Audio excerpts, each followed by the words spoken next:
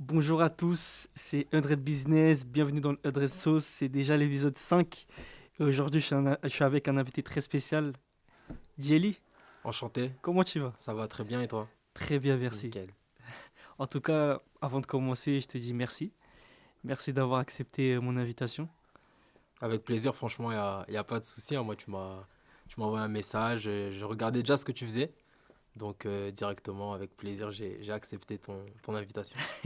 Parce que avant de commencer, je vais dire comment moi je t'ai connu. En fait, je t'ai connu via un concours. Ok, Je faisais un jeu concours. J'ai regardé ton Insta, j'ai vu ce que tu faisais. Bon, je t'ai follow. Et c'est là, après, j'ai vu, ah, il a un cabinet de conseil. Ah, il fait ça, ça, ça, ça. Je t'ai follow direct. ok, J'ai dit, il faut que je l'ai dans mon podcast. Obligé. ok, ok. Et Donc, c'est comme ça que je t'ai c'était connu. lequel de concours du coup? Parce que je pense que c'était Je crois que c'était la Ligue des la Ligue des Champions. Champions et Je le crois que gros c'était la concours, finale. la Je crois que c'était finale, la ouais. finale, ouais. La finale, départ en jet et tout. Ouais, je crois que c'était ça. Ça, c'était le gros concours, Bon, ouais. j'ai pas gagné, mais bon, c'est pas grave. Non, ouais, j'essaye en plus de faire des concours, justement, un peu chaque mois Mhm, sur mes différentes sociétés, un peu chaque mois pour voilà, augmenter un peu ma visibilité surtout. mhm. Donc bah, tant mieux, hein, si t'as pu me voir avec ça. Franchement, c'est cool. Donc, on va commencer. Donc, présente-toi. Bon, moi, c'est Nzaki Monadjeli, 27 ans aujourd'hui, fondateur d'Agency Partner Group, donc une holding qui a plusieurs sociétés, et résident suisse, du coup. Donc j'habite sur le territoire suisse et voilà, hein, pose-moi des questions, dis-moi tout ce que tu veux savoir, on est là Ok, pour ça. moi, je veux tout savoir. Moi, je veux tout On est savoir. là pour ça. Parle-nous de ton enfance, où t'as grandi, tes études. Donc moi, je suis né à Soissons, dans l'Aisne. J'ai fait un peu de foot à Soissons. Après, je suis parti à Reims. Donc, je suis parti à Reims. J'ai joué au foot à Reims. Donc, j'étais au stade de Reims jusqu'à mes 18 ans. À mes 18 ans, j'ai pas été gardé au centre de formation. Donc, du coup, là, fallait trouver sa voie. Mhm. Donc, est-ce qu'on continue dans le football? Est-ce qu'on se concentre plus sur ses études? Donc, après la concertation familiale, hein, tu sais déjà. Ah, je connais, hein. Voilà. Donc on a choisi l'école. On a choisi l'école, même si pour moi c'était vraiment le foot, le foot, le foot, le foot. On a choisi l'école. Après à l'école j'ai fait un BTS Banque. BTS Banque, j'ai enchaîné avec une licence Banque Finance et j'ai enchaîné avec un master. Donc j'ai vraiment tout enchaîné. Master gestionnaire de patrimoine. Et aujourd'hui je suis là, hein. C'est ça.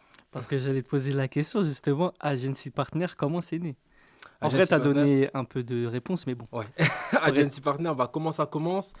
Alors déjà, bah, moi je kiffais ce que je faisais en banque. Du coup, j'étais conseiller en banque physique. Donc, j'ai fait mes études en alternance à la Société Générale et au LCL. Donc, après mon master, j'avais la possibilité soit de continuer avec le Crédit Lyonnais en CDI directement, ou soit de partir sur quelque chose d'autre, toujours dans la gestion de patrimoine, mais vraiment à mon compte. Donc, moi, j'avais un prof qui m'aidait beaucoup et lui-même pardon, gestionnaire de patrimoine. D'accord. Donc ça vient de là mon idée de créer mon premier cabinet de gestion de patrimoine directement d'être indépendant. Et après moi j'ai voulu allier ce que j'aimais et ce que je savais faire. En fait, t'as joint l'utile à l'agréable. C'est ça, c'est ça. Ça veut dire que moi j'aime le foot, c'est ma passion. Et j'aime aussi bah, la banque, ce que je faisais. Donc j'ai voulu voilà, créer cette synergie, football, banque. Donc du coup j'ai fait un cabinet de gestion de patrimoine au début uniquement pour les footballeurs. Et aujourd'hui, tu t'es élargi ou c'est uniquement des Aujourd'hui, je footballeurs? me suis élargi. Donc, petit à petit, hein, donc au début, c'est footballeur masculin, après footballeur féminin. Après, on reste toujours dans le sport, donc on prend des basketteurs, des tennisman. Mais aujourd'hui, on s'est vraiment ouvert à tout le monde. J'avais une question. Comment t'as fait pour te connecter avec des sportifs de haut niveau? Bah, j'ai eu la chance, en fait, moi, d'avoir un premier carnet d'adresses. Ça veut dire que j'avais beaucoup d'amis à moi, donc des amis d'enfance avec qui j'ai joué au foot, qui, eux, ont fini professionnels. Donc, ça m'a permis de directement, en fait, pouvoir les démarcher très rapidement. Même si en réalité mon carnet d'adresses, bon, ça m'a servi aujourd'hui, Mhm. mais au début c'est pas vraiment ce que je pensais, hein. Je pensais vraiment que ça allait être simple, que directement j'allais envoyer un message à tous mes contacts, que ça allait partir directement. Bon, c'était pas ça du tout, hein, c'était pas ça du tout. Et- Donc c'est comme ça que je me suis fait en fait, c'est comme ça que je me suis fait au début. Et avec bah, justement grâce à un ami à moi, donc son cousin était un footballeur, et toujours un footballeur qui joue en Angleterre. Donc il m'a envoyé un message, il m'a demandé est-ce que je pouvais gérer son cousin et c'est de là que c'est parti. Donc c'était vraiment un gros nom du football et c'est de là que tout est parti. D'accord. Et dans ton cabinet de conseil, tu fais uniquement de la gestion de patrimoine ou tu es en 360? Ben, au début, en fait, Agency Partner, c'est le cabinet de conseil. Donc de base, Agency Partner, c'est le cabinet de conseil. On faisait au début uniquement de la gestion de patrimoine, mais j'avais beaucoup de demandes. Des demandes de conciergerie, des demandes de gestion d'image. Donc au début, moi, je redispatchais directement. Donc dès qu'un client me posait une question, voilà, il y a tel contact qui fait ça, il y a tel contact qui fait ça. Je redispatchais. Après, j'ai vraiment vu qu'il y avait vraiment un marché à prendre. J'ai Donc tu as vu pris le que, marché. j'ai vu qu'il y avait un marché à prendre. Je me suis dit, voilà, il y a quelque chose à faire, en tout cas, surtout sur la conciergerie, parce que j'avais vraiment beaucoup de demandes. Et je me suis dit, bon, ben, je vais ouvrir un pôle conciergerie au début. Donc c'était ça l'idée. Ça veut dire qu'à chaque fois qu'un client venait me voir pour de la conciergerie, je m'occupais de lui directement. Donc tout dans Agency Partner au début. Après, je me suis dit, bon, va falloir quand même séparer. Parce que je faisais donc gestion de patrimoine, conciergerie, gestion d'image, c'est-à-dire tout ce qui est affiche d'avant-match, etc. Donc je faisais tout ça. Et je me voyais un petit peu en brouillon, entre guillemets. Ça veut dire que quand je publiais, je peux te publier une publication, je te parle d'un investissement. La publication d'après, tu vois une affiche d'avant-match. La Mhm. publication d'après, tu vois une paire que j'ai livrée, tu vois. En fait, c'était Donc, c'est désordonné. ça. Les gens pouvaient tomber sur ma page et pas comprendre ce que je faisais. Donc, c'est pour ça que j'ai décidé de créer la holding et de D'accord. créer justement une société par branche. Parce que c'est récemment, si je me trompe pas, c'est récemment que tu as créé ta holding, c'est C'est bien ça, ça? la holding, elle est créée depuis 2022. Voilà, D'accord. c'est ça. Maintenant, on va parler de l'immobilier. Comment tu es arrivé à l'immobilier? L'immobilier, en fait, ben, c'est arrivé justement à travers AP Capital Invest. Donc, AP Capital Invest, c'est le cabinet de gestion de patrimoine où j'avais beaucoup de demandes immobilières, donc de stratégie immobilière, donc comment avancer sur l'immobilier, comment on peut développer un patrimoine immobilier. Donc, c'est pour ça que j'ai voulu créer cette partie immobilière où justement je différencie tout ce qui est placement financier. Donc là, on est sur des placements immobiliers. Moi aussi, à titre perso, je souhaitais aussi investir en immobilier. Donc c'est pour ça que je crée AP Maison d'Or, du coup. Et ça me permet justement, bah, moi, d'investir directement bon, avec ma société, mais du coup, sur de l'immobilier. Ça me permet d'accompagner mes clients aussi sur de l'immobilier. Ça me permet d'accompagner aussi des personnes qui ne sont pas clientes du groupe Agency Partner pour l'instant sur des achats immobiliers. Donc on accompagne sur tout ce qui est recherche de biens, recherche de financement, jusqu'à la décoration du bien, mise en location du bien. On s'occupe vraiment de tout. En fait, c'est un 360 C'est aussi. du 360. En fait, sur toutes les sociétés, on veut faire du 360. Je Même à vois ça. l'intérieur, on veut faire du Je vois 360. Ouais. ça. Est-ce que tu as suivi une formation particulière ou tu as suivi une personne qui était déjà dans l'immobilier? Non, moi, par rapport à l'immobilier, c'est vraiment à l'école que j'ai appris, hein, que j'ai appris donc, pendant mes études, que j'ai appris l'immobilier. Donc, on en voyait beaucoup. Après, je regardais aussi beaucoup de vidéos sur Internet des différentes stratégies immobilières. Après, moi, je me suis lancé. Donc, je prenais un peu des conseils un peu à droite, à gauche. Je me suis lancé et je me suis dit, bon, bah, franchement, il y a quelque chose à faire, quoi. Il y a quelque chose à faire. Aujourd'hui, j'accompagne des gens, justement, qui souhaitent investir dans l'immobilier. Donc en vérité, l'immobilier, tu l'as appris principalement à l'école et dans les vidéos. À l'école, dans les vidéos, mais beaucoup sur le terrain. Beaucoup sur le terrain, ouais. Donc, sur mes premiers investissements, des investissements aussi de personnes de ma famille.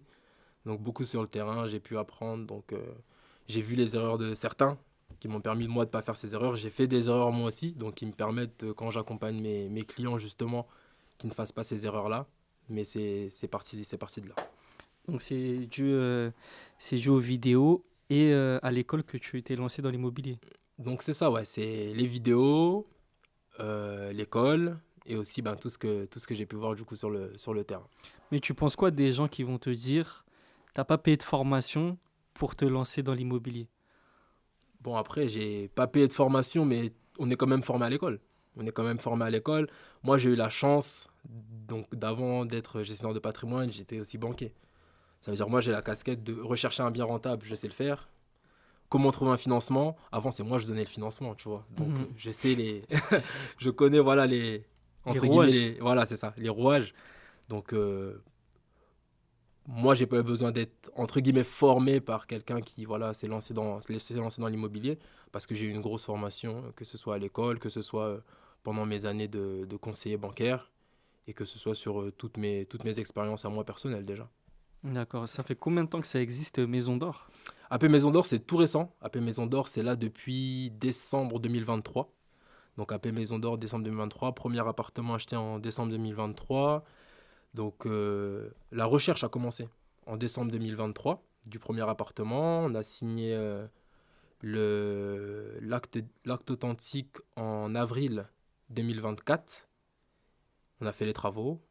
Donc on pourra mettre des photos pendant le podcast pour voir Yes, voilà, pas de souci. l'évolution. Et allez suivre AP Maison d'Or hein, C'est important. sur Instagram. C'est important. Donc ouais, on a fait les travaux pendant 2 mois.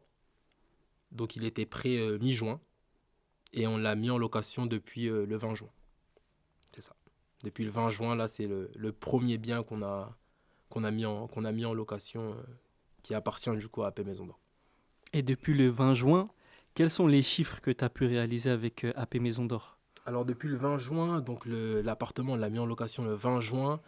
Sur le mois de juin, on a loué donc du 21 au 30, c'était loué. Sur le mois de juillet, donc sur les 30 nuits du mois de juillet, on a fait 24 ou 25 nuits. Donc je me souviens plus, il faudrait que je regarde et je te montrerai. Ok. Les 25 ou 24 nuits.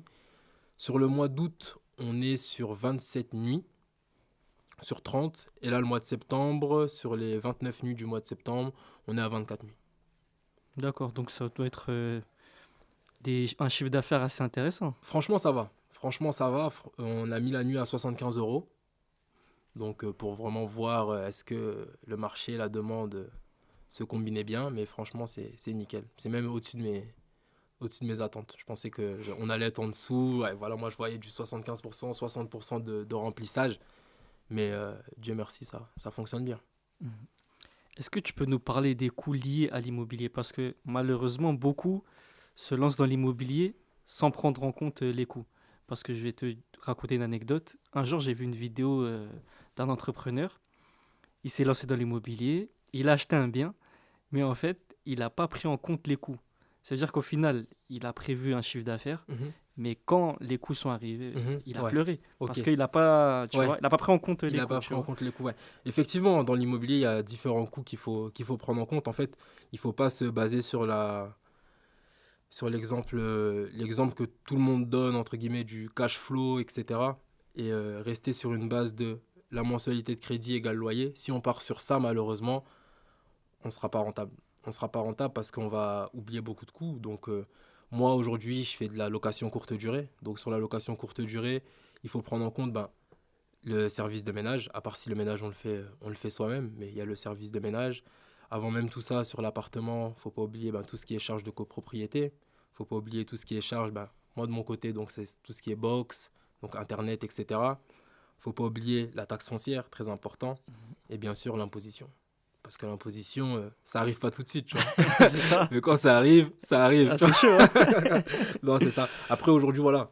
Nous, on fait du 360. Donc, même par rapport à ça, quand on investit avec AP Maison d'Or, on est redispatché directement sur AP Capital Invest et on s'occupe de la déclaration d'impôt et on arrive à optimiser. Voilà. Peux-tu nous expliquer la différence entre marge brute et marge nette? Entre la marge brute et la marge nette, la marge brute, on peut prendre en fait en compte uniquement donc, donc tout ce qui rentre. Donc tout ce qui rentre en enlevant aucune charge. Et avec la marge nette, on enlève du coup toutes les charges que j'ai citées.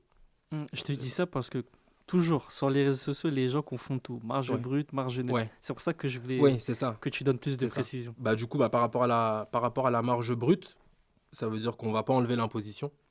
Donc on calcule voilà, ce qui rentre, on enlève uniquement la mensualité de crédit. Et sur la marge nette, justement, là, on enlève vraiment tous les coûts. Ça veut dire qu'on enlève la taxe foncière, on enlève le futur imposition qui va arriver, on enlève toutes les charges de copropriété, vraiment tout ce qui sort pour l'appartement. Et là, après, on a notre marge nette. Et maintenant, je vais parler du prêt bancaire. Est-ce Mhm. que tu peux nous parler du processus du prêt bancaire? Parce que malheureusement, encore une fois, beaucoup de personnes pensent que ne pas avoir un prêt bancaire en France, c'est compliqué. T'en penses quoi? C'est compliqué, oui et non. Oui et non, parce qu'en France, on a l'avantage de pouvoir être multibancarisé. Ça veut dire qu'on n'est pas obligé d'être dans une seule banque. On peut être dans plusieurs banques. L'avantage aussi qu'on a en France, c'est que quand on essuie un refus, on peut aller voir une autre banque. Donc il y a peut-être d'autres systèmes de cotation, d'autres systèmes d'acceptation. Donc ça, c'est l'avantage. Aujourd'hui, le processus, quand on veut acheter un bien immobilier, il faut d'abord chercher un bien rentable. Donc sur différents sites. Donc on a Se Loger, Le Bon Coin, Bien Ici et encore d'autres. Une fois qu'on a trouvé le bien, on essaye de le visiter. Donc on le visite, on le négocie. Le bien nous plaît, tout est bon. On fait l'offre. L'offre est acceptée. Une fois que l'offre est acceptée, on va chez le notaire signer le compromis. Et c'est là que du coup arrive le, donc le, pardon, c'est là que du coup arrive le moment du prêt bancaire. Ça veut dire qu'on a 2 mois pour trouver un financement. Et du coup, faut arriver en banque serein déjà. Pour commencer, ça veut dire qu'il ne faut pas arriver en banque et commencer à poser des questions bancaires. Est-ce que vous pensez que ça c'est rentable? Voilà. Faut être sûr de son projet. Donc nous, ce qu'on fait chez AP Maison d'Or, c'est qu'on a un dossier bancaire, donc déjà prêt. Vous rentrez uniquement vos informations. Et une fois qu'en fait vous rentrez vos informations, votre dossier est prêt. Donc on met le nom du conseiller, le logo de la banque, vous le déposez à la banque, tout est fait. Le calcul de rentabilité, etc. etc. Et du coup, ça facilite l'acceptation justement du prêt. Après, à savoir, il y a quand même des choses à respecter pour obtenir un financement. Donc la première, c'est déjà d'être en CDI ou d'avoir, voilà, peut-être, parce qu'il y a des banques qui acceptent aujourd'hui les CDD longue durée avec des revenus stables. Mais la plupart des banques, c'est d'avoir un CDI. Donc une fois que le CDI est en place, il faut respecter un taux d'endettement. Donc le taux d'endettement, il est de 35% généralement, donc entre 30 et 35% qu'il ne faut pas dépasser. Nous, l'avantage qu'on a, c'est qu'on monte le dossier avec les clients. Ça veut dire que dans le dossier bancaire, on met les revenus, on met les charges, donc le taux d'endettement est calculé directement. Et donc quand le banquier voit le dossier bancaire, il sait déjà le taux d'endettement avant même de rentrer les chiffres dans son ordinateur. D'accord. Et une fois que ça c'est fait, donc une fois que le prêt est accepté, les offres sont éditées et le prêt est accordé, le prêt est versé directement au notaire et vous avez les clés, vous pouvez commencer. Mais C'est ça. si une personne n'a pas de CDI, comment elle fait? Est-ce qu'il y a des alternatives à ça ou forcément elle doit avoir un CDI? C'est compliqué aujourd'hui d'investir sans CDI. Après, bien sûr, il y a des alternatives, il y a des possibilités d'emprunter et mettre des garanties en face. Ça veut dire que soit par exemple une hypothèque. Donc une hypothèque, ça veut dire qu'on prend en garantie le bien, un bien immobilier. Donc pas le bien qu'on vous finance, mais par exemple si vous avez hérité d'un bien immobilier d'une valeur de 200 000, vous voulez emprunter 200 000 euros, vous pouvez mettre votre bien en hypothèque. Donc il y a une possibilité de mettre ça en hypothèque. Il y a aussi la possibilité du nantissement. Donc le nantissement, en fait, c'est si demain vous voulez acheter un appartement de 200 000 euros, on reste sur le même exemple, et que vous avez en épargne 200 000 euros, donc on met ces 200 000 sur une assurance vie. Pendant toute la durée de l'emprunt, vous ne pouvez pas toucher à cette assurance vie, mais on peut vous financer. Donc mais vos 200 000 euros, entre guillemets, sont bloqués sur une assurance vie.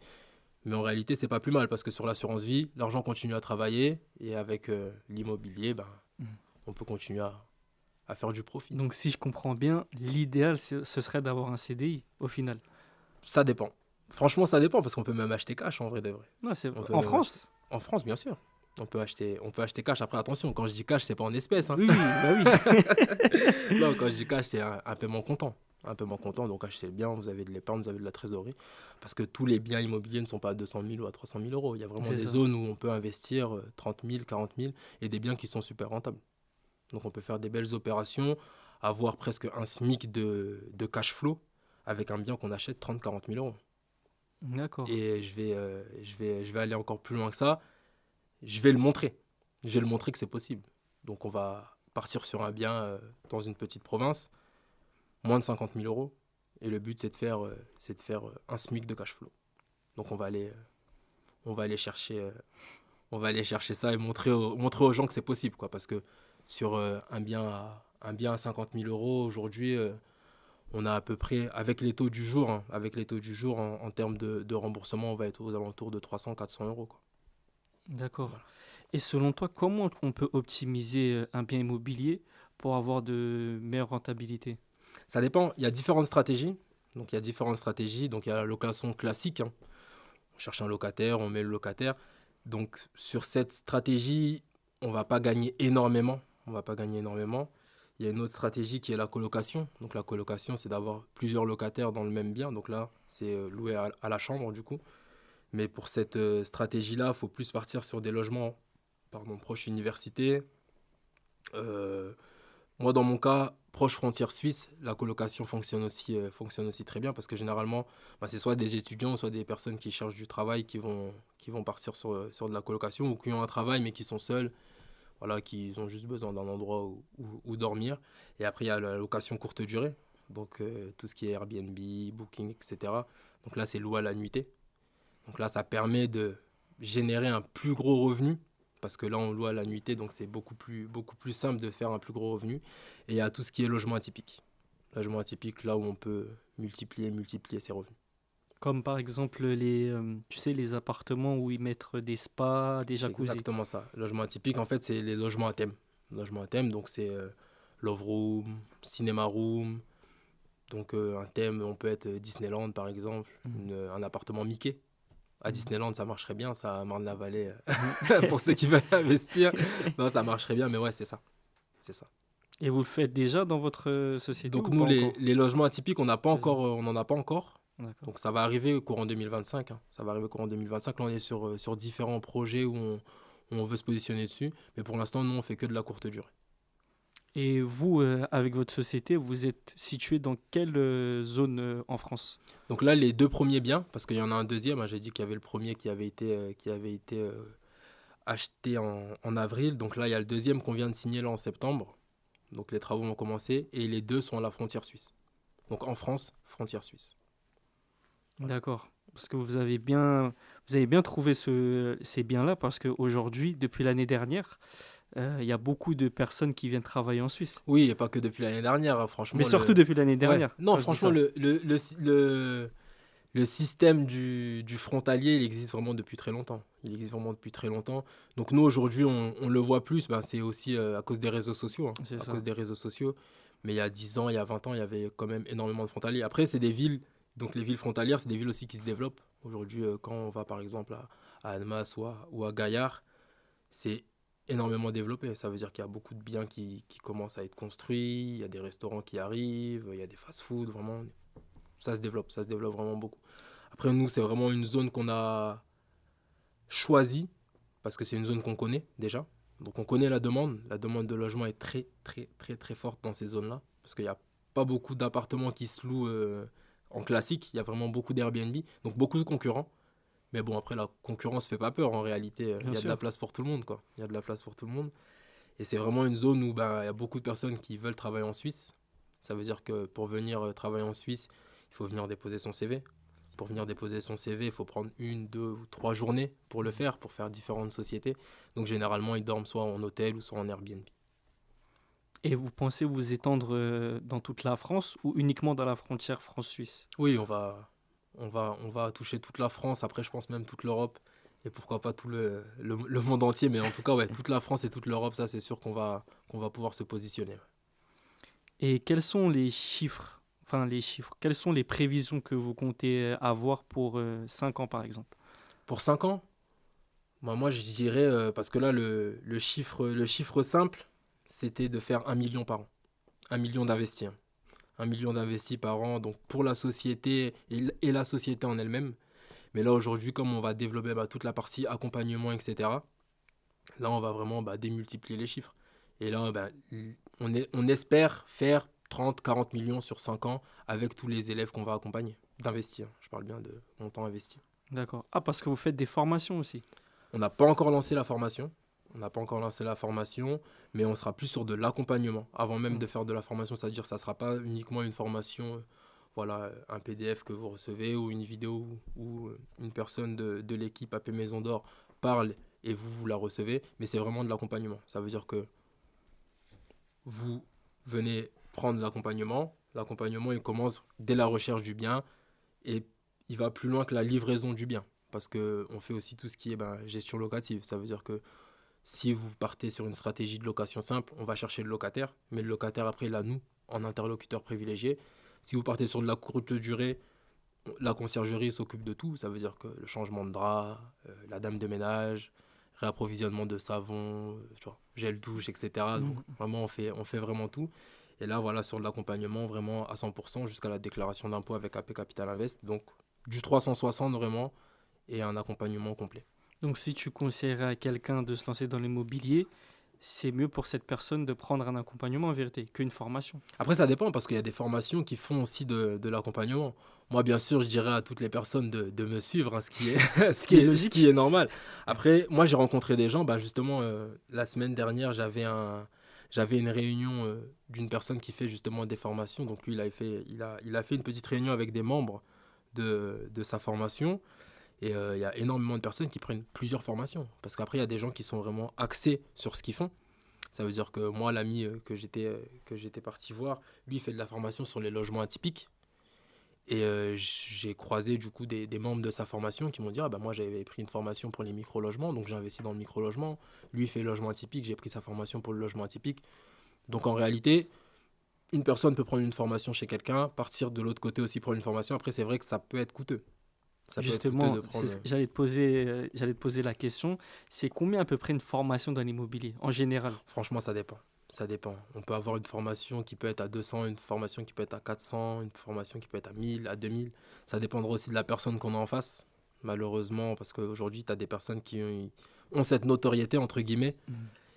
et du coup, bah, vendent des formations 1000, 1500, 2000 euros. Donc voilà, ça dépend vraiment des personnes qu'on a en face. Et est-ce que tu penses que selon toi, 1 500 euros, c'est cher pour une formation? Non, moi, je pourrais pas dire que 1500 euros, c'est cher pour une formation. Aujourd'hui, on a une formation qui nous permet de gagner de l'argent directement avec quelque chose de concret. Ça veut dire que on sait ce que la personne fait, il nous forme sur quelque chose et nous on le duplique. Ça Mhm. veut dire que je pourrais pas dire que 1500 euros c'est trop pour une formation. Je te dis par exemple l'exemple de Harvard, c'est une école, en Mhm. vrai de vrai c'est de la formation ce qu'ils donnent. Mhm. Mais là-bas, l'entrée à Harvard, 50 000, 100 000, 200 Mhm. 000 dollars. Est-ce qu'on pourrait dire que c'est 200 000 dollars pour apprendre c'est trop? Il y a des personnes qui sortent d'Harvard. C'est Donc ça. est-ce que 1500 euros c'est trop? Non, je dirais pas que 1500 euros c'est trop. Faut vraiment voir. Aujourd'hui, ce qui est dommage, c'est qu'il y a énormément de personnes qui vendent des formations, mais malheureusement, on ne connaît pas le contenu avant d'acheter. C'est ça. C'est ça le problème. Ça veut dire qu'il y a des formations à 1500 euros où on dira c'est trop parce qu'il n'y a rien dedans, c'est une coquille vide. Mais tu as des formations qui sont à 1500 euros, tu peux les voir comme ça, tu te dis mais cette formation, en vrai, de vrai, elle coûte 10 000 euros. Parce que toi, dès le premier mois, cette formation, Mhm. bah, Je te dis tu la ça parce que rentabilises. moi, j'ai l'impression que moins la personne elle est connue et plus la formation elle est meilleure. Toi, t'en penses quoi? Moi, c'est ce que je pense. Après, effectivement, parce qu'une personne qui n'est, entre guillemets, pas connue et qui lance des formations peut justement, elle, avoir pris déjà une formation. Mhm. C'est-à-dire que moi, j'ai des connaissances qui font de la formation et qui ont pris trois quatre formations. Mais après, ils ont regroupé toutes les formations, plus leurs connaissances, et maintenant font leur formation. Ça veut dire que, Mhm. effectivement, après, les personnes qui sont un peu plus connues donc vont mettre des formations un peu plus chères Mhm. du fait de leur notoriété. Mais après, voilà, toute, toute formation est différente. Toute formation est différente et malheureusement, bah, on ne peut pas savoir ce qu'il y a à l'intérieur de la formation avant de l'acheter. Donc on essaye de voir ce que la personne fait. Parce que ce que j'ai vu, là j'avais vu ça récemment, on prend en fait une formation, une personne peut nous former si la Mhm. personne l'a fait. C'est ça. Ça veut dire que si une personne parle d'immobilier, mais elle-même, elle n'a jamais investi, ou elle-même, elle n'y connaît, entre guillemets, rien du tout, elle connaît que via des vidéos, malheureusement, on peut pas derrière s'appuyer sur cette personne-là. En tout cas, ça sera compliqué. Et aussi la personne qui achète la formation. Parce qu'elle va acheter la formation, mais est-ce que la personne elle va appliquer la formation? Oui, Tu vois? c'est ça, parce qu'il y a beaucoup de personnes, effectivement, qui achètent des Mhm. formations, mais qui passent pas à l'action. Mhm. Ce qui est compliqué, parce que... Et c'est pour ça que nous, dans l'accompagnement, c'est totalement différent. Ça veut dire que on achète un programme, mais nous, on vous pousse à l'action. Et on Mhm. vous accompagne sur toutes les démarches parce qu'il y a beaucoup de personnes qui vendent de la formation immobilière Mhm. ou sur la formation immobilière, on va vraiment tout vous dire. Mais aujourd'hui, c'est très simple de tout savoir sur l'immobilier en réalité. Mhm.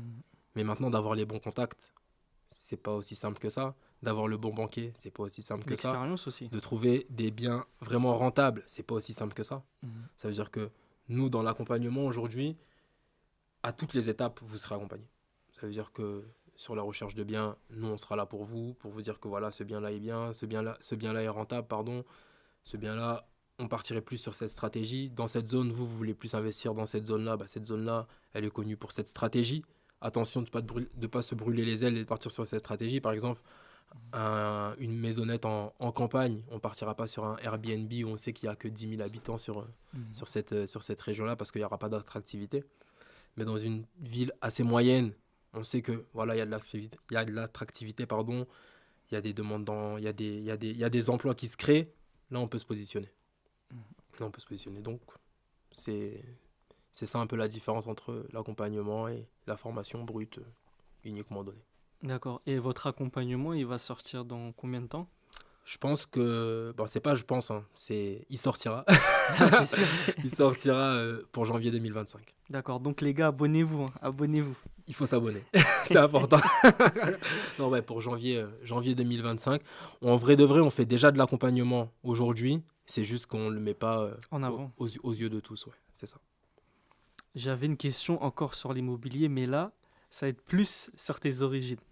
Est-ce que tu penses un jour investir dans tes pays d'origine? Oui, bien sûr. Et Bien c'est quoi sûr, tes hein. pays d'origine? Moi, je suis congolais, angolais.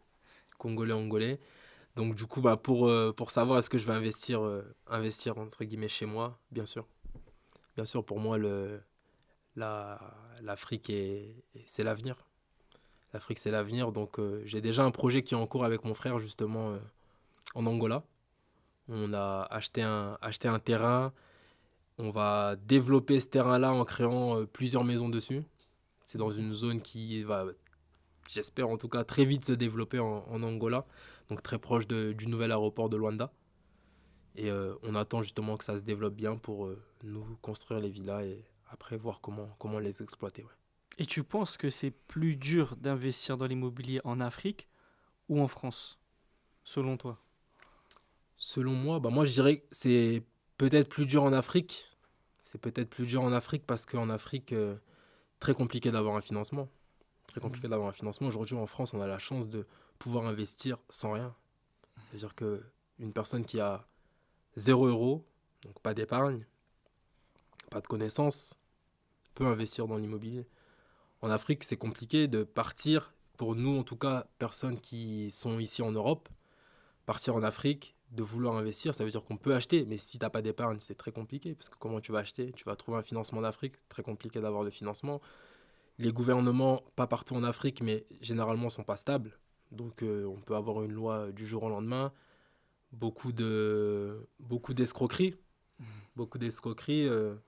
Je ne vais pas dire que c'est mal encadré, mais il y a plus d'encadrement en France. Voilà, il y a plus d'encadrement en tout cas sur les lois. Je vais te raconter une anecdote. J'ai un ami à moi sénégalais qui a acheté un terrain au Sénégal, qui a voulu construire sur son terrain, donc voilà Normal. la petite maison, et il a envoyé tous les mois de l'argent aux artisans voilà, que les travaux avancent. Et les artisans envoyaient à chaque fois une photo. Voilà, la maison, elle avance comme ça, elle Mhm. avance comme ça. Et au bout de, je crois que c'était 6 mois ou un an, il est parti là-bas, à Dakar, et il va sur son terrain, rien. Il est vide. Il n'y avait rien sur le terrain. Le terrain comme il l'a acheté, rien. Et toutes les photos, en fait, c'était quoi? La maison d'en face. Ah ouais, et il a dépensé combien? 30 000 euros. 30 000 euros. 30 000 euros, ouais. C'était pas une grosse villa, quoi, mais voilà, Mhm. c'est quand même presque tout son épargne qu'il a mis dedans, quoi.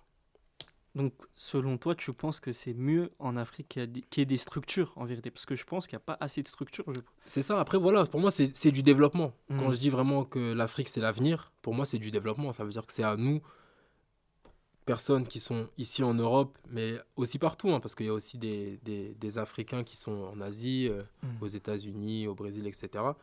Donc c'est à nous, qui sommes dans des pays qui sont déjà développés, de partir justement avec nos connaissances en Afrique pour justement amener ce développement-là. Ça veut dire que l'encadrement, nous, on peut le ramener.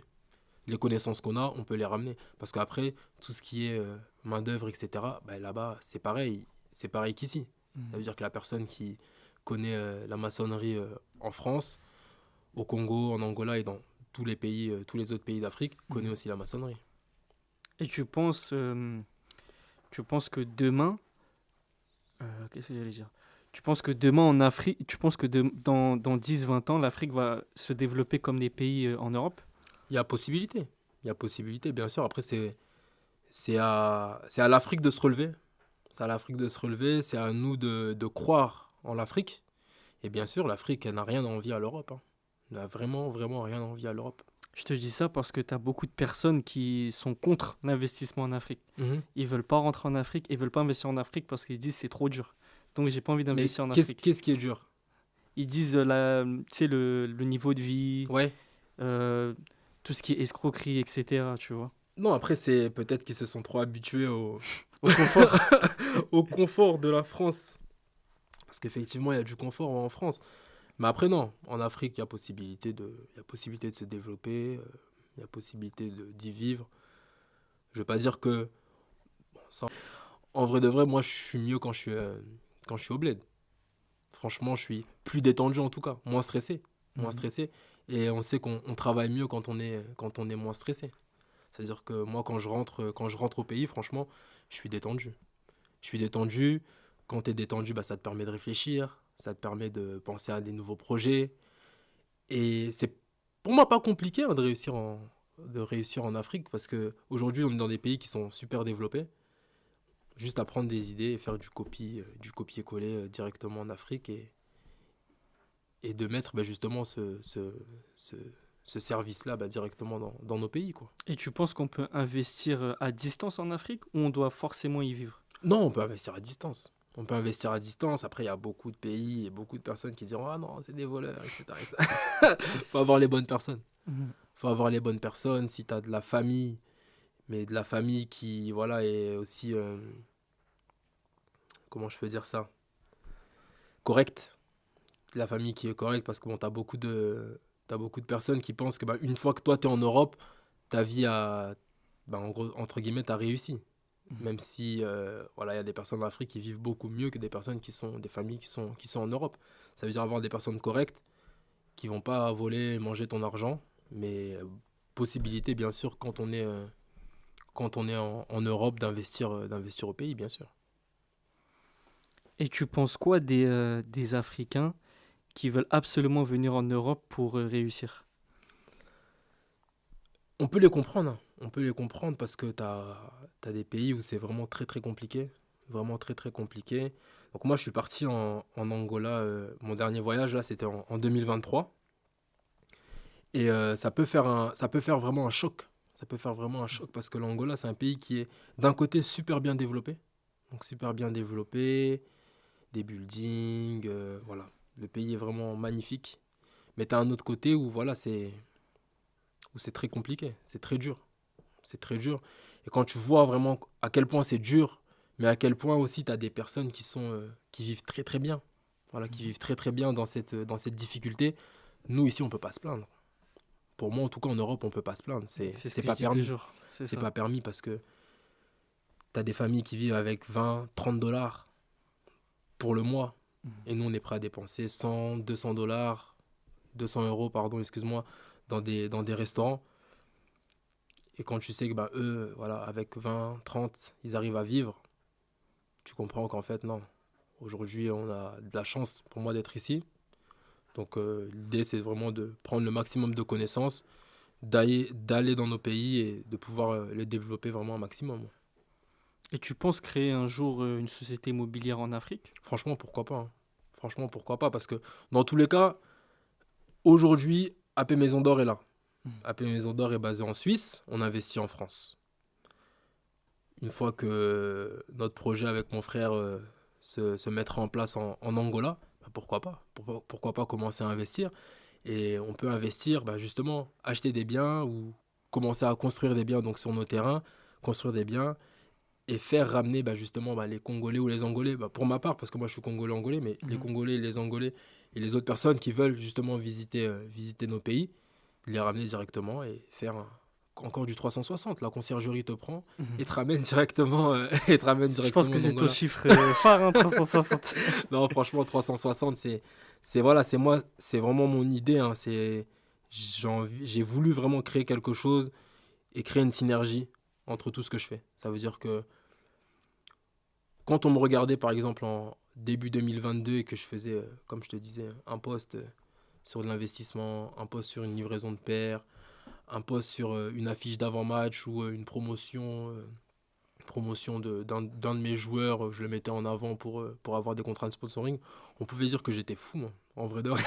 En vrai de vrai, parce que on disait, mais ce mec-là, il fait tout. tout est mélangé. Mais moi, dans ma tête, j'avais déjà mon plan. Mhm. Dans ma tête, j'avais déjà mon plan où aujourd'hui, j'ai la possibilité d'avoir ce joueur-là, que ce soit en gestion de patrimoine, que ce soit pour de la conciergerie, que ce soit pour de la gestion d'image. Le but, c'est qu'il reste avec moi. Donc, c'est-à-dire que moi, à chaque fois que j'ai une idée, bah, mon idée peut lui servir. Le joueur qui est là pour de la conciergerie, je peux l'aider à développer son patrimoine. Le joueur qui est là pour la conciergerie, Mhm. je peux l'aider à développer son image sur ses réseaux sociaux. Et du coup, développer son patrimoine, parce qu'en développant son image, on peut dégoter des contrats publicitaires, des sponsorings. Et ça permettra justement d'avoir une meilleure image, de toujours être dans de la conciergerie. Ça veut dire que nous, on ira Mhm. chercher tout ce qui est éléments de la vie quotidienne, pardon, et développer aussi son patrimoine financier. Et là, avec AP Maison d'Or, son patrimoine immobilier maintenant. D'accord, j'ai une question. Avec toutes ces entreprises, comment tu arrives à gérer ta vie perso et ta vie professionnelle? Ma tête, elle chauffe. J'imagine.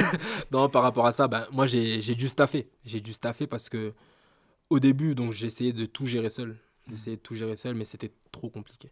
C'était trop compliqué parce que tu fais de l'investissement financier, donc tu dois être sur les marchés financiers, mais derrière, tu dois aussi dégoter des contrats pour tel joueur, tu dois aussi gérer cette livraison de paires pour ce joueur-là, réserver un jet privé pour cette personne-là, réserver un hôtel pour la famille du joueur. Donc c'était vraiment super compliqué et ça me prenait vraiment beaucoup, beaucoup, beaucoup, beaucoup de temps. Ça veut dire qu'une journée pouvait commencer à 5 heures du matin, finir à 1 heure du matin. Et d'allier ça avec une vie de famille, c'est très, très, très compliqué. Ça veut dire que j'ai dû déléguer énormément de tâches, staffer. Donc, j'ai pris des employés sur la conciergerie, sur le cabinet d'investissement, sur la gestion d'image. Et là, j'ai beaucoup plus de temps pour moi et pour ma famille. Donc, c'est comme ça que j'ai pu allier en staffant, du coup. Mais c'était pas difficile au début de déléguer. Si, si, c'est très, très, très, très compliqué de déléguer. Et il y a une personne dans un de tes épisodes qui a dit qu'il n'y a personne qui fera mieux le travail que toi tu veux faire. Donc je sais pas si je le tourne Ça, bien, c'est mais vrai. voilà, il n'y a personne qui fera mieux que toi. En fait, Dédicace à lui d'ailleurs. Aladji. il n'y a personne qui se donnera plus. Il n'y a personne qui se donnera plus pour, entre guillemets, ton pain. Donc c'est compliqué de déléguer, mais il faut déléguer. Il faut déléguer pour voilà, trouver du temps pour tout. Parce que si on veut tout faire, malheureusement, on va bâcler des choses. Mhm. En déléguant, on pourra voilà, réfléchir tranquillement. Voilà, sur cette stratégie, je veux partir sur ça. Ok, il y a une personne qui gère. Il y a un directeur adjoint qui est là pour ça. Il est là, il va gérer ça. Pendant une journée, 2 journées, on peut oublier cette partie-là, se concentrer sur ça. Comme ça, on développe ça à fond. D'accord. En plus, tu as commencé très jeune. C'est ça aussi. Qu'est-ce que tu appelles jeune? Jeune, ah oui, jeune. Ouais, non, j'ai commencé jeune. Moi, à la sortie de mon master, 4 mois après. 4 mois après, j'ai monté ma boîte. 4 mois après, j'ai monté ma boîte parce que je voulais. C'est ce que je voulais faire. C'est ce que je voulais Mhm. faire. Ça veut dire, je me suis toujours dit, vaut mieux commencer jeune. Mhm. Vaut mieux commencer jeune parce que quand tu es jeune, tu as le temps de tout. Tu as le temps de tout. Donc, moi, j'ai eu la chance de trouver ma femme aussi jeune. Et je me suis dit, bon, là, j'ai fini mes études.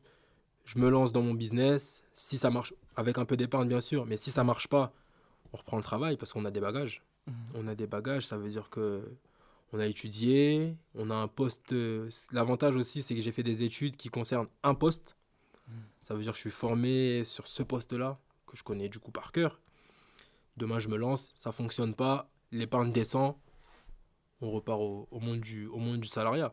Mais vaut mieux faire ça très jeune que de le faire à 40, 45 ans avec beaucoup, beaucoup plus de responsabilités. Ça veut dire que moi, au début, il y avait, entre guillemets, j'étais seul. Après, je me suis marié. On peut commencer très tôt. On peut commencer très tôt parce que voilà, il n'y a pas encore les charges des enfants, etc. Mais quand tu as 45 ans, que voilà, tu as un enfant qui a 12, 13 ans, c'est pour moi plus compliqué en tout cas de se lancer à ces âges-là que jeune. Donc en vérité, c'est mieux de commencer avant 30 ans en vérité. Je L'idéal. dirais pas vraiment d'âge. Il n'y a pas d'âge idéal pour moi, pour se lancer. Hein. Mhm. Mais pour moi, c'est mieux quand même de commencer le plus tôt possible. Parce que quand on commence le plus tôt possible, en fait, on peut rater, tomber, se relever. C'est beaucoup plus simple justement de tomber, se relever. Quand on... Ça veut dire que j'ai eu le cas, hein, parce que mes premiers prospects, En réalité, c'est des claques et des claques. Hein. C'est des claques et des claques. Et en vrai de vrai, je me casse la gueule. J'aurais pu arrêter directement. J'aurais pu arrêter directement, me dire que non, c'est trop compliqué. Parce qu'en réalité, c'était vraiment dur. C'était vraiment dur de se dire que lui là, c'est mon gars. C'est sûr qu'il va me suivre. C'est sûr que... C'est sûr. Et là, boum, gifle. Parce qu'il y a deux cas. Tu as la personne qui est déjà suivie, tu ne peux pas lui en vouloir. Mais tu as la personne qui n'est pas suivie, mais qui ne te fait pas confiance. Et là, tu te dis, mais attends, c'est moi. Comment moi, tu ne me fais pas confiance? On a grandi ensemble, tu me voyais tous les matins aller à l'école, tu connais mes capacités, mais tu ne me fais pas confiance. Parce que tu vas préférer faire confiance soit à quelqu'un d'autre, ou en tout cas, non, je ne vais pas mélanger, j'ai pas envie de mélanger justement amitié et boulot. Donc malheureusement, j'ai eu énormément de retours négatifs au début. Une dizaine d'amis à moi qui étaient footballeurs professionnels que je pensais que j'allais gérer directement. Mais malheureusement, non. Et aujourd'hui, comment ils te voient, ces personnes-là? Je sais pas. Non, comment ils me voient? Ils voient le sérieux. Ils voient le sérieux, ils voient que j'ai rien lâché. Hein. Depuis le 1er janvier 2021, on est là tous les jours à cravacher. Aujourd'hui, j'ai des personnes qui m'avaient dit non en 2021 avec qui je bosse aujourd'hui. Et qui se disent pourquoi j'ai pas bossé avec toi quand tu es venu me voir en janvier 2021, parce qu'ils voient que je suis quelqu'un de déterminé, je suis quelqu'un de sérieux. Donc, mais après, tu as d'autres personnes aussi qui ont cet ego de se dire comme je lui ai dit non, je vais pas lui dire oui aujourd'hui. Mais moi non plus, je repars pas vers lui. Aujourd'hui, le démarchage, il y en a très peu. Aujourd'hui, il y a vraiment très peu de démarchage. C'est vraiment les joueurs et les joueuses qui viennent à moi directement. En fait, aujourd'hui, c'est plus du bouche à oreille. Voilà, c'est ça. C'est comme ça que ça s'est fait. Ça veut dire qu'il y a eu le premier démarchage et toutes les claques. Le premier client qui vient, heureusement ou malheureusement, je sais pas. En tout cas, c'était un gros client, donc qui a ramené aussi beaucoup de clients derrière. Ça veut dire que lui, il jouait en première ligue, il avait un très beau revenu. Ça veut dire que tous les joueurs, moi, de Ligue 1, de Ligue 2, que j'avais démarché, se sont dit, attends, s'il gère la fortune d'un tel, je pense qu'il n'y aura vraiment pas de souci par rapport à moi, mon salaire. Cette personne-là gagne 10, 20 fois plus que moi, tu vois. Et c'est comme ça que justement qu'on s'est fait. Et après, le bouche à oreille. Le bouche à oreille, ça veut dire que tu es satisfait, parle-en autour de toi. Et ça va très vite. Ça va très vite parce que justement dans le vestiaire, lors d'une discussion, moi j'ai investi dans ça, j'ai acheté ça, ah ouais t'as acheté ça, t'as fait comment, j'ai fait ça avec un tel, et ok, donne-moi le contact, tiens, hop, je reçois un message sur Instagram, petite pastille bleue, ok. On discute, on échange, et non, c'est comme ça qu'on avance en tout cas aujourd'hui. Parce que dans le football, le bouche à oreille, c'est très fréquent. Ouais. C'est comme par exemple l'ancien footballeur, je sais pas si tu t'en rappelles, Mathieu Flamini. Ouais. J'ai vu dans un podcast qu'il a investi des millions et des millions dans la tech, tu vois. Et aujourd'hui, il est devenu très riche. Ouais. Mais quand j'ai compris le processus, j'étais choqué. Ouais. Parce qu'en fait, quand il jouait à Arsenal, à chaque pause ou dans les vestiaires, il était en train de lire des magazines de finance. Ouais, j'étais étonné. Après, tous les footballeurs sont pas comme ça. Hein. Tous les footballeurs sont pas comme ça. Mais ouais, pour le coup, il y a le bouche-oreille dans le football, ça va super vite. Ça va super vite parce que j'ai l'impression que tout le monde se connaît. Tout le monde se connaît, tout le monde a déjà joué avec tel joueur. Mais moi, des fois, je suis posé comme ça, je regarde la télé, je dis, mais lui, j'ai joué contre lui. Ah, mais lui, il est formé à Reims. Ah, mais lui, il a fait ci. C'est ça. Et tout le monde se connaît. Il suffit que toi, par exemple, tu as été formé dans un club, moi, j'ai été formé dans un autre club. On se rencontre, et toi, maintenant, tout ton carnet d'adresse et tout mon carnet d'adresse, il va se mélanger aussi simplement. Aussi simplement, ça veut dire que le bouche-oreille, vraiment, dans le football, c'est moi ce qui m'a permis aussi d'avancer super vite. Et aussi, je pense aussi, les réseaux sociaux t'ont aidé.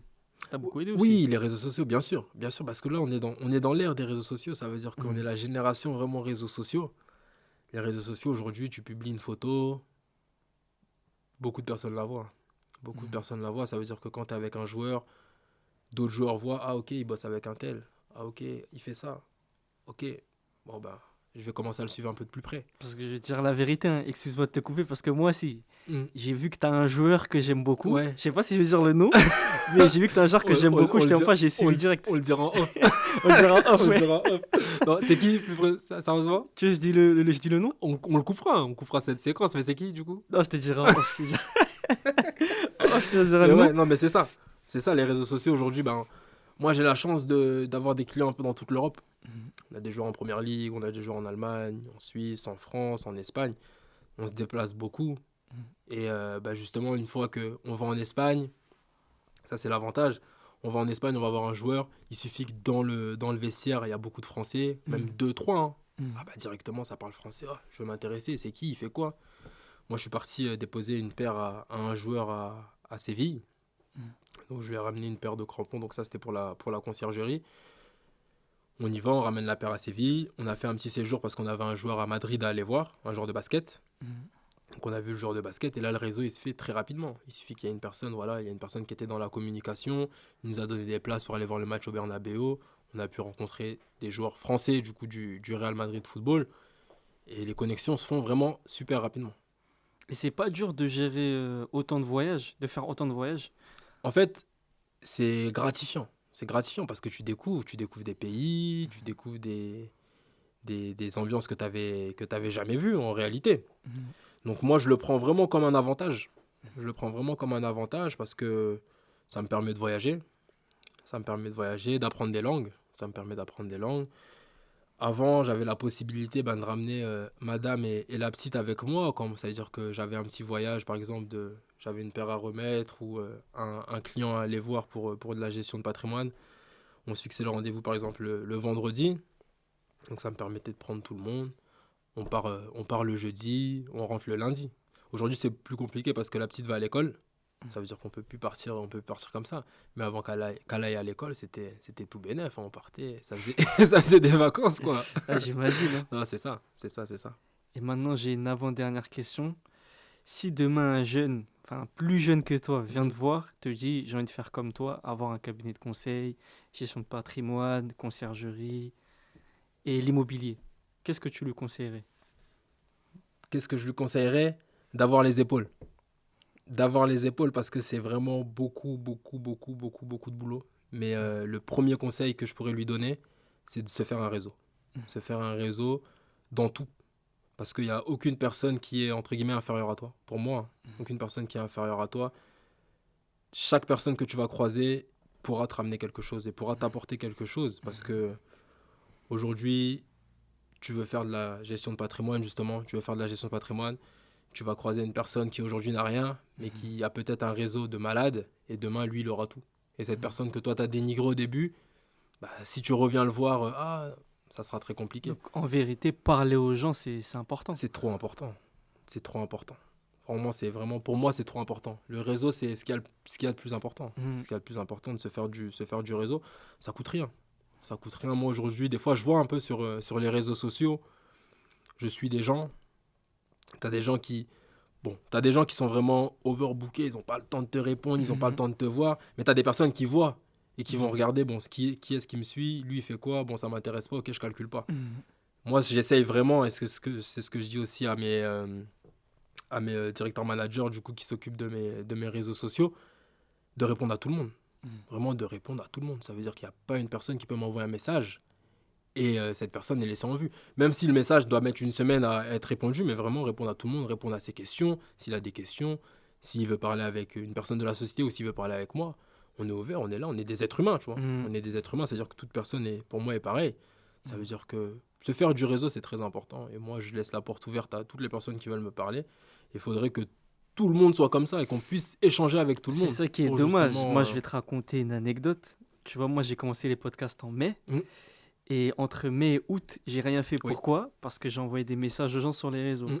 Ils te répondent pas, ils te calculent pas, Mhm. ils te mettent des vues, Oui. ils te disent oui, d'accord, je serai là. Au final, je suis Ils pas viennent là. pas. Parce qu'ils se disent, bon, lui, il vient de lancer son podcast, pourquoi je vais le calculer? Mhm. Et encore, j'ai encore une autre anecdote sur ça, tu vas rigoler.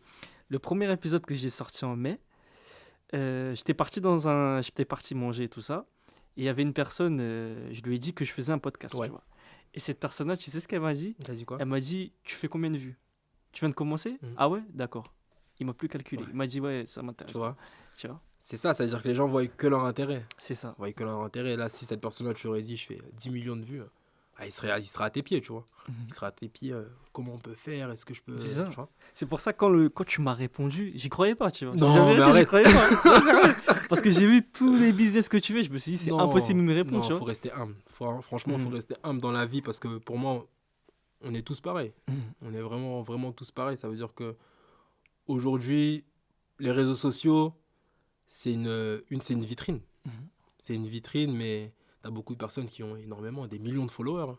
Mais tu les vois dans la rue, tout timides, ils n'arrivent pas à échanger avec toi, ils n'arrivent pas à parler, ils n'ont rien à t'ajouter. Tu as des personnes aujourd'hui qui sont connues sur les réseaux sociaux pour leurs bêtises, entre guillemets, hein. Mhm. C'est la réalité. Et tu as des personnes qui font des choses extraordinaires, mais qui malheureusement n'ont pas réussi à avoir cette notoriété. Il faudrait pouvoir inverser ça, quoi. C'est-à-dire Mhm. la personne qui a 2 millions, 3 millions de followers pour des bêtises, hein. Mhm. Vraiment, je dis vraiment pour des bêtises. L'échanger avec cet entrepreneur ou cet investisseur qui est là, qui charbonne, mais qui a 1000, 2000, tu vois, Mhm. même encore moins, peut-être 500 parce qu'il vient de se lancer, 10 000, 15 000 abonnés. Malheureusement, ces abonnés le suivent pour, on va pas dire pour son business, mais juste pour voir ce qu'il fait. Ça veut dire Mhm. que voilà, est-ce qu'il avance pas, ok. Pour après, Mhm. derrière, aller parler sur lui, etc.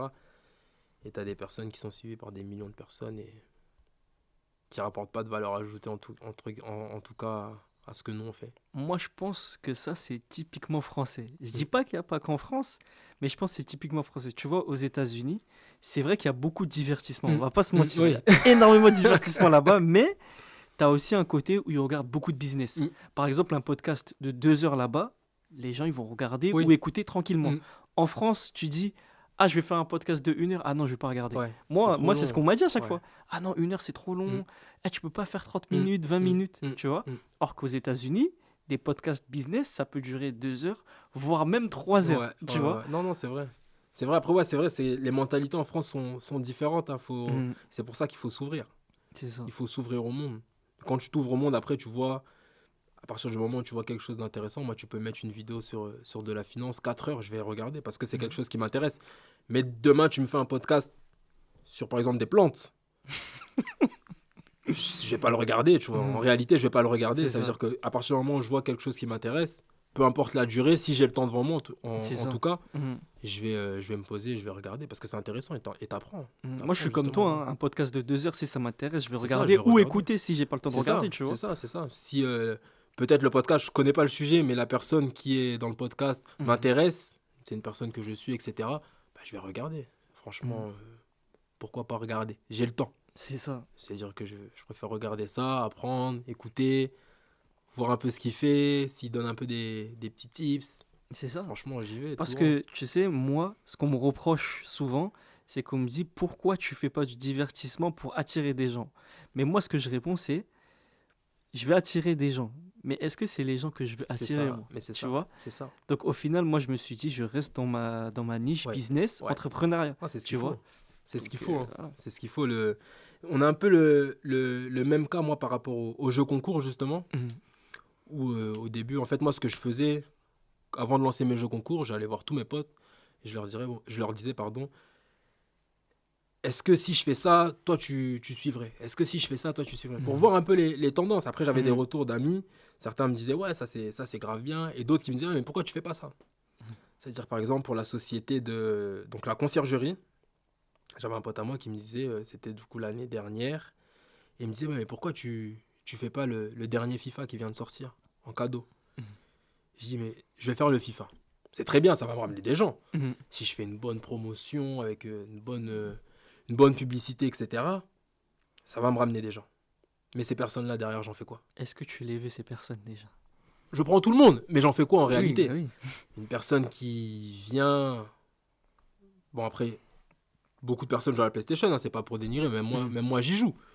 Mais une personne qui va faire ton jeu concours pour gagner le jeu de play, est-ce que c'est cette personne-là, sur la conciergerie en tout cas, je vais le prendre comme client derrière? Ça va être très compliqué. Est-ce que je vais réussir à transformer justement ce prospect? Parce que pour l'instant c'est un prospect, il est dans mes followers, je vais le transformer en client. Et comment je vais faire pour le transformer en client? C'est peut-être une personne de 16 ans là, qui a gagné le jeu concours. C'est ça. Comment maintenant cette personne-là, je peux lui vendre un jet privé?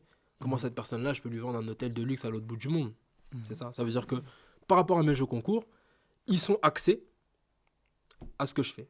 Ça veut dire que quand tu as vu le jeu concours Champions League, du coup c'est Ouais, celui-là ça que j'ai vu, ouais. c'est celui-là qui t'a fait venir, ben, il est vraiment travaillé. Mhm. C'est pas juste je me suis dit, ah, bah, c'est la finale Ligue des Champions, je lance un concours, non. Mhm. Ça veut dire que je voulais attirer des personnes, un, qui aiment le foot, donc finale de Ligue des Champions, deux, qui aiment la vie de luxe, donc voyage en jet privé, trois, qui aiment le confort, VIP. Ça veut dire qu'on a voulu vraiment mettre tout ça. On a préparé le truc pendant 7-8 mois pour se dire que là, on lance le jeu concours en avril pour un départ fin mai. 1er juin même. Pour un départ au 1er juin. Et ça a bien fonctionné. On a pris des milliers de followers sur cette opération-là. Et aujourd'hui, c'est de la communauté qui nous suit. Ça veut dire qu'ils voient tous nos clients. Ça veut dire qu'ils voient les clients, c'est des footballeurs. Ils aiment bien. Donc, ils continuent à regarder un peu ce qu'on fait. Et là, il y a d'autres jeux concours qui vont arriver. Donc, abonnez-vous, hein, les gars. NZ Jelly sur Instagram. C'est important.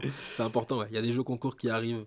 Et ça arrivera sur la page NZ Jelly. Ça arrivera sur la page gestion de patrimoine. Ça arrivera sur la page immobilier. Donc, on fera des petits jeux concours. On offrira peut-être des nuits. Des nuits dans nos biens. Sur la page conciergerie, des restaurants, etc. Donc, maintenant, j'ai une dernière question. Pour toi, là, c'est une question générale. Pour toi, c'est quoi l'ingrédient secret qui va permettre à une personne de réussir? Mais là, c'est même pas que entrepreneuriat, peu importe. Dans la vie en général. Dans la vie en général, selon toi, s'il y a un ingrédient. Un ingrédient, s'intéresser à ce que son voisin fait. Pour moi, ça, c'est... Je ne pourrais pas dire un ingrédient. Moi, je suis obligé de te faire une recette. Au pire, fais un plat. Non, c'est ça. S'intéresser à ce que son voisin fait. Savoir se rabaisser. Donc, quand je dis se rabaisser, ça veut dire que être humble. Être humble, pour moi, c'est très important. Réseauter. Se faire du réseau et passer à l'action. Il ne faut vraiment pas avoir peur. Parce que ce soit de prendre la parole ou quoi que ce soit, une fois que tu passes à l'action, après, tu es détendu et tu vas voir que tout va bien, quoi. Que tout va bien, que la personne que tu as en face de toi, peut-être est même comme toi et que peut-être elle avait même plus peur que toi. Donc, en vrai de vrai, pour moi, c'est ça les ingrédients pour avancer. Donc, je ne vais même pas dire pour réussir, pour avancer. Donc, c'est vraiment le plat pour l'entrepreneuriat. Ça, c'est le plat, ça, on va l'appeler, voilà. C'est entrepreneurship, je sais pas comment. Ou le plat business. C'est ça, je sais pas comment on va l'appeler celui-là. Mais pour moi, ouais. En tout cas, c'est mon plat. C'est ce que moi, je mange. En tout cas, c'est je ça. mange aussi. C'est ce que moi, je mange, non, pour réussir, ouais. Pour moi, c'est ça. En tout cas, je te remercie. Bah, je t'en prie, c'est moi, je te remercie. C'est moi, je te remercie de m'avoir invité. J'espère revenir sur un autre épisode. Bien sûr, tu vas revenir. L'épisode 54. Quand tu veux. L'épisode 54. Ou l'épisode 100. Non, franchement, moi, je te souhaite toute la réussite. En tout cas, ce que tu fais, c'est très intéressant. Yes. Et il faut continuer. Toi aussi, il faut continuer. Moi, je te suis fort. On y va. On y va. On s'arrête pas, en tout cas. Non, mais c'est lourd. Yes, c'est lourd. Merci beaucoup. Je t'en prie, il n'y a pas de quoi. C'était Unread Business dans l'épisode 5 avec NZ Jelly. C'est moi. Abonnez-vous à son Instagram. On est là pour ça. Et à toutes ces sociétés, AP Maison d'Or, AP Capital Invest. J'oublie d'autres encore. AP Maison d'Or, AP Capital Invest, AP Conciergerie. Et tu as aussi ton agence de marketing aussi. Apogée. Apogée. C'est ça. Donc abonnez-vous les gars, c'était Unread Business dans l'épisode 5. Fort.